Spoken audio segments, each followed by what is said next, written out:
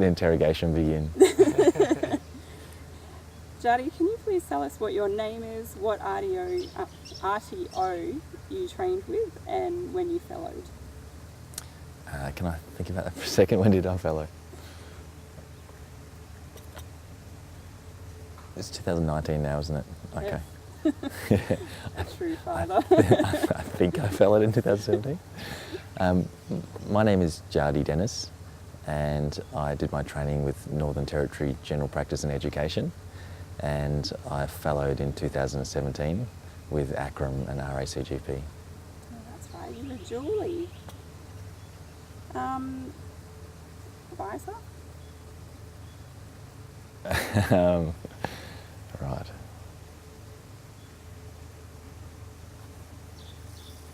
What happens if I get it wrong? I can't actually remember that. Were you at Lena? Yeah, I was at Lena, but I Yeah. still can't remember which year.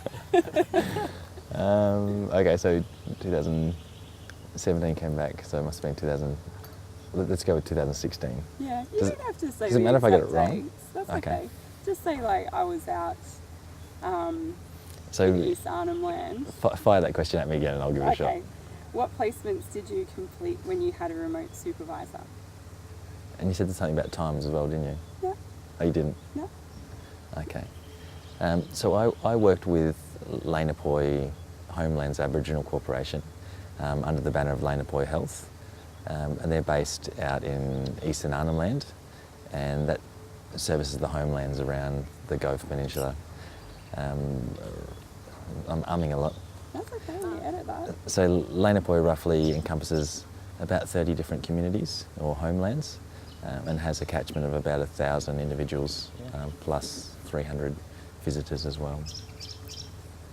And can you tell us a little bit about the supervision style that you were under when you were training at Lena? So when I worked in Lanapoi, I was in my second year of training, and the model was a remote supervision model.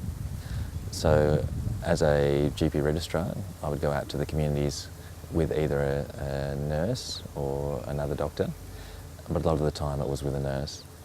And if I had any queries or questions, then I would phone up my GP supervisor, who was remotely stationed in a large tertiary centre or in a large city. Great, thank you. Jahde, did you feel well supported by your remote supervisor when you were training in those remote areas? Yeah, I did feel very well supported when I was out working remote. And I guess the biggest issue when you're in a small community and you're a long way from anywhere, there is the danger that you feel that you're quite isolated and remote. But all of those communities had access to a telephone or to the internet, which meant that if at any time I felt uncertain or unsure of what to do next, then I could always have my supervisor on the phone as needed. So they're always available and always happy to help out. So if anything, I felt I was more supported and had access to a supervisor more rapidly than working in a clinic in town. Because often when you're in a large clinic, you have to wait before your supervisor can give you time because they might have a patient with them or they might have other priorities. But I found that I had ready access to my supervisor at short notice, and that made my clinical decision making a lot easier and a lot quicker. Thank you, that was beautiful.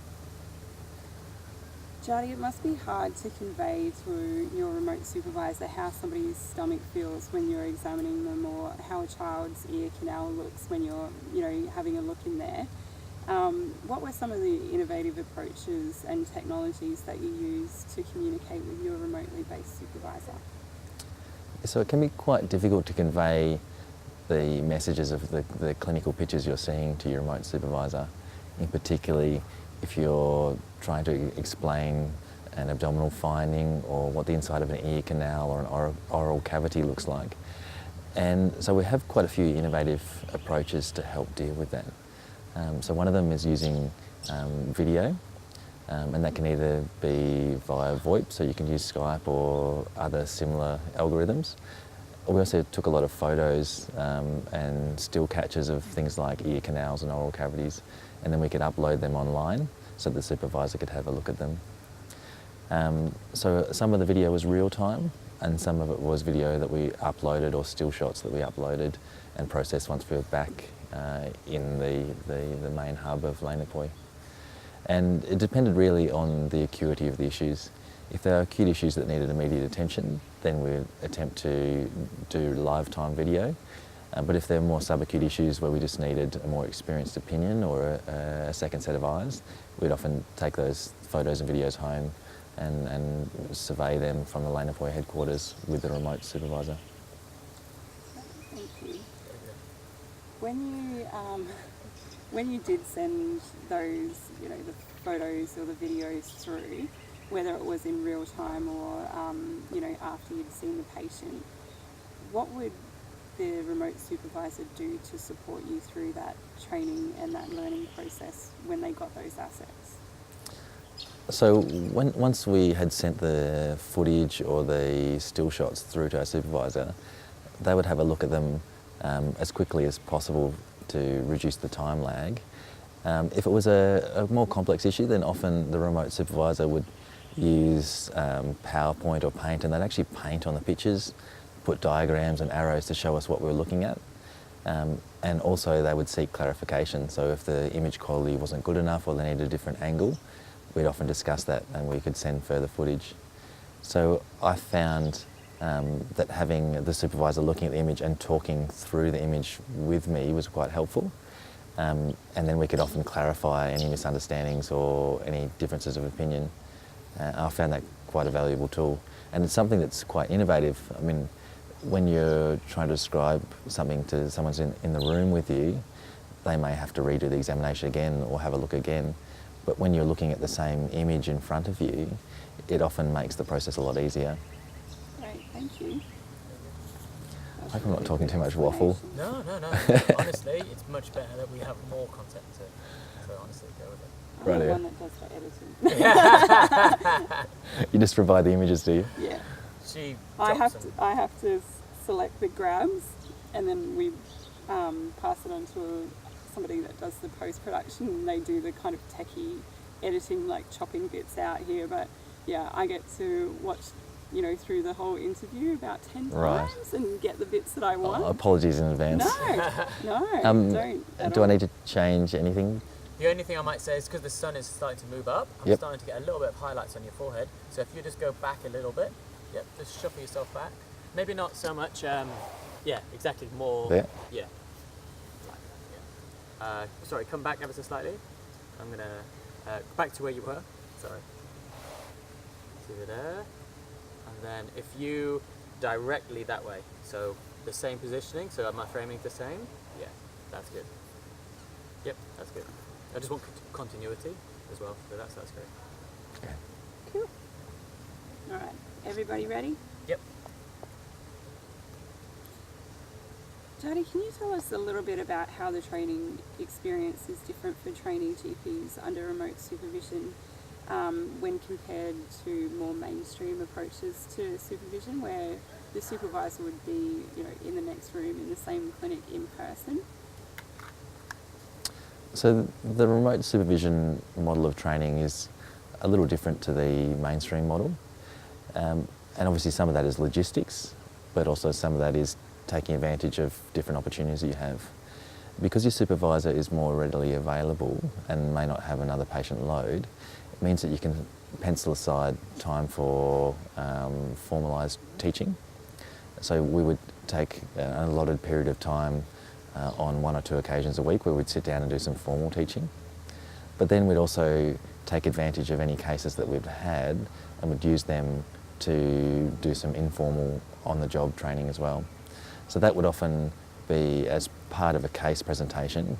I would present my clinical issue to the supervisor. We'd discuss a management plan and how to go about looking after that patient. And then we'd carry on and start discussing some issues and use that as an informal teaching opportunity. So the supervisor might say, well, what about if your patient was a male rather than female? What if they were 10 years older? What if they were living in town as opposed to out in a remote outstation? And so we'd use that as an opportunity to workshop. And the reason we do that is when you're working in a remote location, your patient load is slightly different. So rather than seeing a large number of simple cases, you'd see a smaller number of more complex cases. And to make up for that, because you know each case in more depth, but don't have as much quantity of cases, you'd use one case as a building block for several different case scenarios. Thank you. You're the first one that's talked about. And so the kinds of abilities or skills that you've developed, and that can even be, you know, personal characteristics that you've seen come to the fore, you know, compared to other scenarios where you were working in more mainstream settings. So it's you're asking what skills- qualities Yeah. have developed, or what skills have developed Both as of a those. result, Yep. or what skills do you need, or No, what you've developed. developed? Okay. Yeah. So working in a remote supervision model develops some quite unique characteristics and unique skill sets that you don't often develop in a mainstream practice. So, for example, one of the primary things is you have to develop a bit of autonomy and a bit of self-determination in terms of, because your supervisor isn't right there watching everything you do, you need to start to be aware of what things are important and what gaps in your knowledge might be that you need support with. So you determine how much input you have, and you determine in which area you get the input. So that requires you to be aware of your capabilities and aware of your deficiencies. So in essence, you have to develop an ability to self-reflect, and you have to develop more critical reasoning and think about the way you practice medicine. Thank you. That was beautiful. And you kind of touched on the flip side of that question, and that's more about what kind of personal attributes somebody would have, or you know, somebody that would flourish under a remote supervision model. What kind of person would they be? So remote area supervision is more suited to some personality types and some characteristics than others. But I think everyone has the ability to embrace remote supervision. But I find that some people take to it easier than others. And I think those that have a degree of, what was the word I was going to use?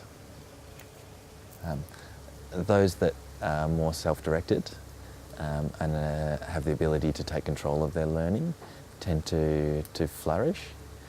And those that are willing to embrace new and novel situations, so they have a bit of flexibility in their makeup and their personality type, they often do well. Great, thank you. That's all I had. Very Is there good. anything we needed to repeat, Charlie? Sounded great from my side of things. Okay. You came across well. You didn't look at the camera. You were, although you may not think it, you're pretty concise. Like everything you're saying was Very pretty relevant, concise. so- Yeah, it doesn't sound like waffle?